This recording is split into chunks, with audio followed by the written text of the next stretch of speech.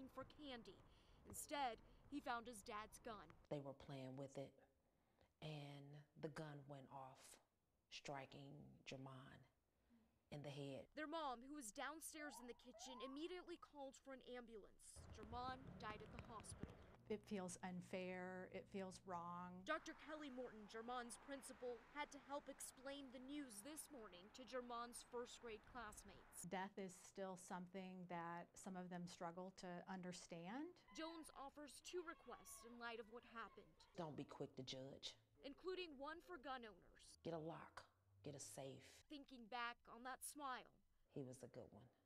It's just one quality anyone who knew Jermon will never forget. He will leave a hole in all of our hearts.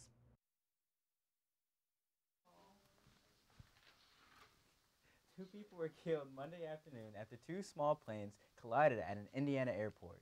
A single-engine plane clipped the tail of a larger jet while taking off, killing the pilot and the passenger of the departing plane in Marion, Indiana. None of the passengers in the jet that had just landed were injured. The Marion Municipal Airport does not have an air traffic control tower, and pilots are supposed to communicate with each other using a common air frequency.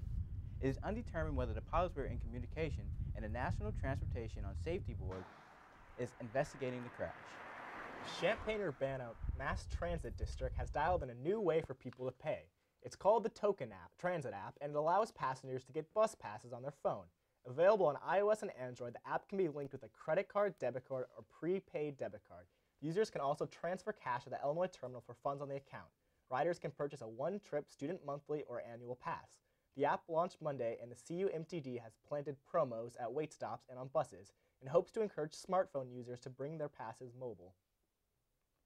University of Illinois Chancellor Robert Jones issued a campus-wide invitation to a conversation on Native imagery, followed by a discussion on free speech. In the mass mail, Jones stated public universities like ours have a responsibility to be the place where public and open conversations about even the most difficult ideas and issues can be discussed.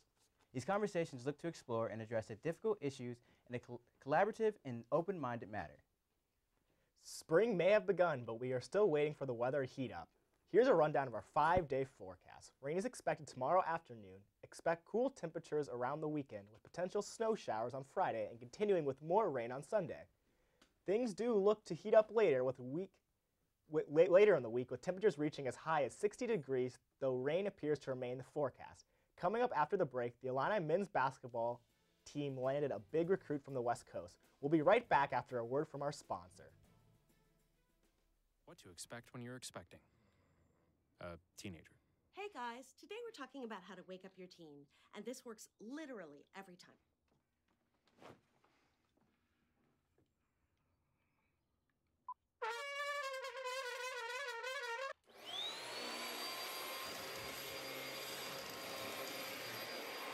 Give kisses. Give kisses. Look. Give kisses. Give kisses.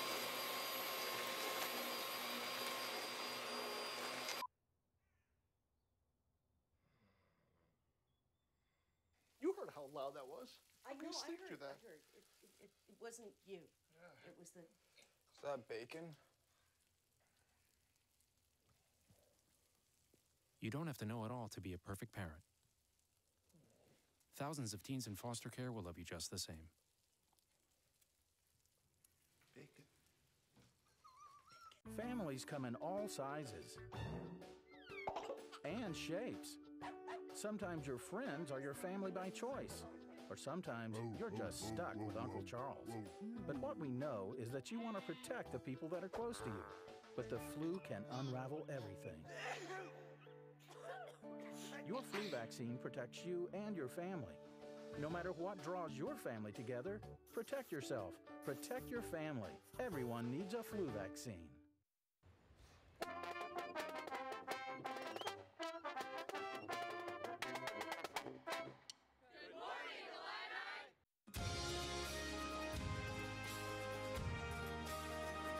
Good morning, Illini. Hey, good morning, Illini, and selamat pagi.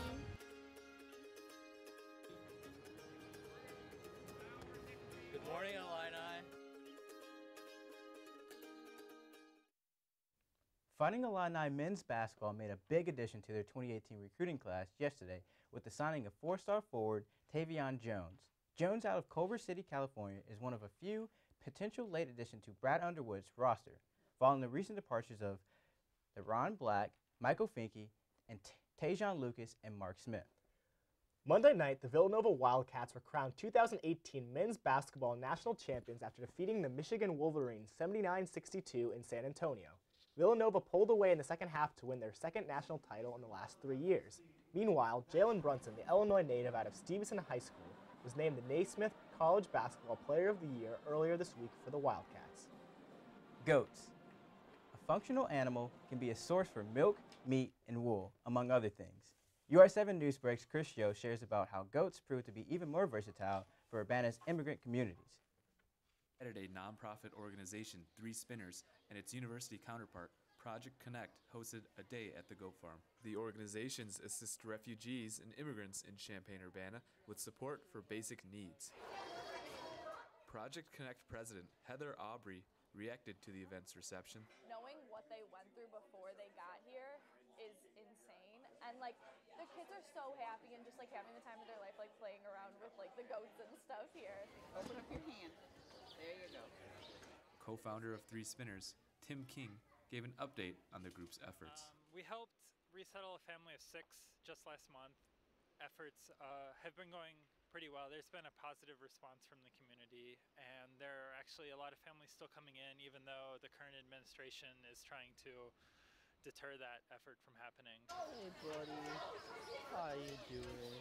I'm so cute. Connections between farm animals and immigrant groups may not be apparent, but the event was originally planned to give newcomers to the States a taste of the Midwest. And each thing you do has a meaning. Aubrey characterized the life of the families the organization interacts with and the significance of these events to those groups. They usually they go to school, they go home, and then they go to sleep. They don't have a solid integrated lifestyle, and Project Connect's whole goal was to integrate these people into the community and provide a community for them. Aubrey also talked about how she was impacted working with immigrant families. One of the kids, she's in 2nd grade. She speaks very, very minimal English, and it's kind of just humbling in a way to talk to them, but you can't even talk to them. And In Urbana, I'm Chris Joe, UI7 Newsbreak. It's April, folks, and that means we're approaching the eco-friendly holiday of Earth Day. UI7 Newsbreak's Malik Caudell has a story on a slightly alternative version of paper recycling. When you think it's typical to think about soda cans, cardboard boxes, or any of the tests you flunked that you don't want your mama to see. However, in this story, the sheet could quite literally be bananas. Standard fancy paper products, but the stationery made at Fresh Press is no garden variety sheet. It's all recycled materials, but none of it is rated from the overflowing bins outside your classroom. Paper producer Sarah Gennard explains that these pages are purely plant-powered. From the student sustainable farm, whatever plant waste they have, stalks left over, and then we chip it, which is a process of just basically cutting it down. The plant material they gather goes through a 6-part process, which takes it from the unusable waste left behind after the harvest to a product one might use to make thank you cards or announcements. I'm standing here next to a dry box. This is something used in the paper making process to both dry out the paper and apply pressure to form it into a usable sheet. And this brought a fellow educational organization to campus to see what it's all about and see if they could possibly get one for themselves. Connections is a transition program based out of Naperville which helps young people with disabilities prepare for life after high school by offering a vocational and hands-on approach to learning. U of I alumnus Lisa Marie Camp stopped by to glean a fresh perspective for their organic paper-making process back in the suburbs. The most wonderful part of it is that the kids get to see from start to finish, from the shredded paper and the flower petals that we put in till the end process when they actually see an actual sheet of paper. Whether here or up north, Gennard hopes more educators look to using this type of paper. If a class was using this, for a syllabus, which you throw away anyway, if they're using this, it's less waste because it's biodegradable, it's going to break down. In Champaign, Malik Caudell, UI7 Newsbreak. Lived in Champaign for over a decade, And just a few months ago, he came up with a new way to fund his online business in this week's edition of CU Neighbor. University of Illinois grad Will Kiles has served on the Champaign City Council since 2009, and he was elected to an at-large seat in 2015. Yet, the entrepreneur started a new part-time job in February. Head to your pickup at 401 East John Street. I've learned more about U of I promise you, and just our overall business community and community as a whole in this past couple months, just because of the personal interactions I've been blessed to have with people. Kiles drives approximately 40 hours per week. He typically drives one shift in the morning in addition to another shift in the evening. Although Kiles is a little preoccupied with the Champaign City Council meeting going on right now, I'm still able to coordinate a ride home from another Uber driver through the app. And with just a few taps of a button, I'll be on my way. His wife, Nikia, sat down at the union and explained how her husband's Uber driving finances their online business. We're able to take some of the income from that and to be able to, one, pay our bills, and then also to go out and acquire products so that we can then resell. That's good Proceed stuff. straight on West Green Street. That's not always the story. Are you doing like coding? Kiles estimates that he has served over 1,200 people in the Champaign-Urbana community, and he cherishes each and every one of those interactions. I love when people come in the car and feel a lot better when they leave the car. You know, that's my prayer every day, that somebody comes in feeling some way and leaves a different way. Thanks. Have a good one, guys. Man, you too, man. Thank you. I'm Will Gerard for UI7 Newsbreak. While family gatherings had bunnies and egg hunts, Champaign-Urbana Chapels hosted Easter services on Sunday, the most holy day for the Christian church. Chapels welcomed guests to Easter services Sunday morning to celebrate the resurrection of Jesus Christ. Song and music filled churches, and young children had the chance to flower the Easter cross. Easter fell on the first Sunday of the month of April this year. In addition to prayers and sermons about Jesus' resurrection, many churches also held their monthly communion. You know, what's your favorite Easter candy, Will?